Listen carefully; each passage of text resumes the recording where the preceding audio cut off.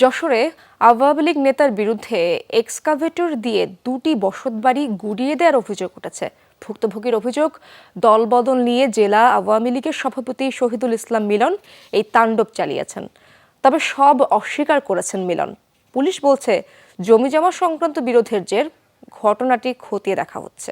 স্বাস্থ্য এবং স্বাদের মধ্যে চমৎকার একটা ব্যালেন্স করে পীর প্রিমিয়াম আয়োডাইজড লবণ। প্রথম দেখায় মনে হবে যুদ্ধ বিধ্বস্ত এলাকা, গুড়িয়ে দেওয়া হয়েছে 2টি বাড়ি। যশোরের হামিদপুর এলাকার বাসিন্দা আসাদুজ্জামান। তার অভিযোগ, বৃহস্পতিবার প্রকাশ্যে দলবল নিয়ে হামলা চালায় জেলা আওয়ামী লীগের সভাপতি শহীদুল ইসলাম মিলন। এক্সক্যাভেটর দিয়ে 2টি বাড়ি ভাঙচুর করা হয়। শহীদুল ইসলাম মিলন আওয়ামী লীগ সভাপতি কয়েকজন ছেলেমেয়ে এসে ঢুকে পড়ে, এই চুপ কর, এক প্রাণ নড়াবি না, বস, এই বাড়ি ছেড়ে এখন চলে দিবে।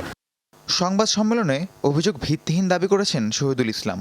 তার দাবি, জোরপূর্বক অন্যের জমি দখলে রেখেছেন আসাদুজ্জামান, নিজেরাই সাজিয়েছেন বাড়ি ভাঙার নাটক। আমার লোক গিয়েছিল তাদেরকে নামানোর জন্য, উন্নত করার জন্য।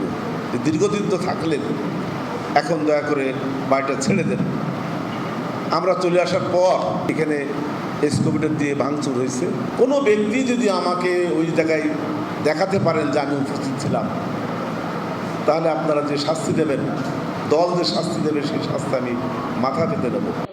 এভাবে প্রকাশ্যে বাড়ি ভাঙার ঘটনায় হতবাক এলাকাবাসী। সঠিক তদন্তের দাবি তাদের। মিলন সাহেবের আগে হয়েছেন, উনি এসে সেও লোকজন, অনেক লোক নিয়ে এসে সেও ওই রকম গালাগালি বকাবকি করেছে। নুরুল ইসলাম সাহেব উনি ক্রয় করে এই টোটালের সম্পত্তিটা ব্যাংকে মর্গেজ রাখছিল। তো উনি মর্গেজ রাখার পরে উনি ডিফল্টার হয়ে যায়। ডিফল্টার হয়ে বলে ব্যাংক এটা নিলামে ডাকে। তো নিলামে হওয়ার পরে আমার আব্বা সর্বোচ্চ দরদা হিসেবে 1993 সালে কেনার পর পুলিশ বলছে, জমিজমা সংক্রান্ত বিরোধের জেরে ঘটনাটি খতিয়ে দেখে নেওয়া হবে ব্যবস্থা। ভাঙচুরের সংবাদ পেয়ে আমরা দ্রুত ঘটনাস্থলে আসি। আসার পরে আমরা পরিস্থিতি স্বাভাবিক করি। এখন পরিস্থিতি স্বাভাবিক এবং কোনো বিশৃঙ্খলা নাই।